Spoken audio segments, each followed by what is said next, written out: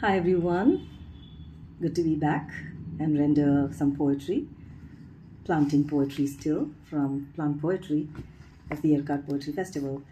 And my random page today happened to be my dear Sakhi Santosh Bakaya, Dr. Santosh Bakaya. Well, who doesn't know her? I call her the Baroness of Ballads, but we did have to ask her to write a small, bio, although it could go endlessly. Dr. Santosh Bakaya, academician, essayist, novelist, poet, is the internationally acclaimed writer of Ballad of Bapu, a poetic biography of Mahatma Gandhi. She is the winner of the International Ruel Award for Writing and Literature 2014. I too am proud to say that for 2018. Thanks to all of the judges in the Significant League, I realized I too could write. Her other books are Where Are the Lilacs? A beautiful book. Under the Apple Boughs, loved that book. A Sky Full of Balloons, of course loved it.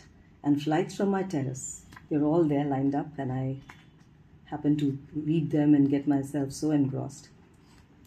Today I'm going to read two beautiful poems of hers, Pine-Scented Lullabies. As a tiny girl, I just loved to watch the tender sprouts burst forth in juvenile splendor, wriggling out in a spurt of confidence, slender. Intrigued, I saw the lovebirds etching love notes on tree barks, clinging to each other, singing like larks. The blackbird with a chrome yellow beak did not venture to seek pastures new, even when the tree shed its leaves. It sang and sang in the branches bare, sometimes alone, at times in a pair. The weary traveler was lulled to sleep by pine-scented lullabies under cerulean skies. The loquacious strands of grass, how they talked, interlocked. The lovers who sowed seeds of love ceaselessly. Their love dovetailed, clinging to the luxuriant creepers. When the town throbbed with 1,000 twinkling lights, throwing a soft radiance into the sky, soft footing around the sleepers, a curious little girl crept out, eyes bright, to see whether a new apple had happened during the night. So sweet. There's something so sweet and whimsical and deep in Santoshji's poetry. She narrates through poetry the little gorgeous details where God lies everywhere. He's there everywhere. And she brings all that out in her beautiful poetry. The second one is an acrostic, Magic of Autumn. Alluring hues of autumn unleash their charms. Tantalizingly red and yellow leaves shine on. Under the spell of the morning sun, magically mesmeric, they swirl to the earth, not to die, but to herald a new birth. And look at her positivity. Look at her optimism that life itself is affirmative, that existence is all giving, and that Mother Earth is the ultimate mother who never questions and who loves unconditionally. These are the beautiful insights one would get on reading Dr. Santosh Bakaya's poems. And I am going to randomly pick somebody's poetry. And another TSL member, awesome, Gauri Dikshit, my most favorite person who literally gave permission for me to and approved my very first poetry in the then rejected stuff, which is now the Significant League, led by Dr. Ampat Koshi and a host of wonderful admins, including Gauri Dikshit, Reena Prasad, Vinita, and Satbir Chadha, the Sunita Singh, all amazing poets. I met the most amazing poets in that platform. Gauri. A software professional from Pune, India, Gauri Dikshit is an avid reader and regularly writes in poetry groups on Facebook. Her poems have been published in multiple anthologies. Her poems were featured in the Poets' Corner of the e-zine Mind Creative, published from Sydney, Australia, and Learning and Creativity e-magazine. She's been published in online blogs of repute such as Duane's Poetry and Spillwords. Poetry would be Poetree. She has something to say about Green Earth. Just a small observation, very, very dear to me. Gauri's poetry is, it has a twist.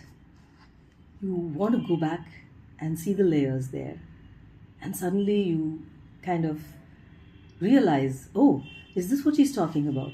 And then you go back and read and you say, oh wow, this is also what she's talking about. She has that twist and a beautiful, intriguing way of expressing things, which I find so, so charming in her poetry and so profound. Green Earth, the dark brown of the burnt back earth. Can we stitch green clothes for her? For a season, let her do the ramp walk. She could be the showstopper if she wishes to be. The clothes need to be blingy. And don't forget right accessories. Oh, she meant blingy. And don't forget right accessories. Material, quality, durability. Don't bother much. All this is just for the show. After that, we can just throw away with the greens.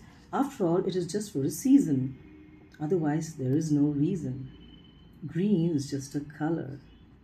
Up in the sky, painted brown earth, shrunken patch of green, indomitable heat, drinking away life, evil poison ivy, devil plants along, occupying everything, withered life force.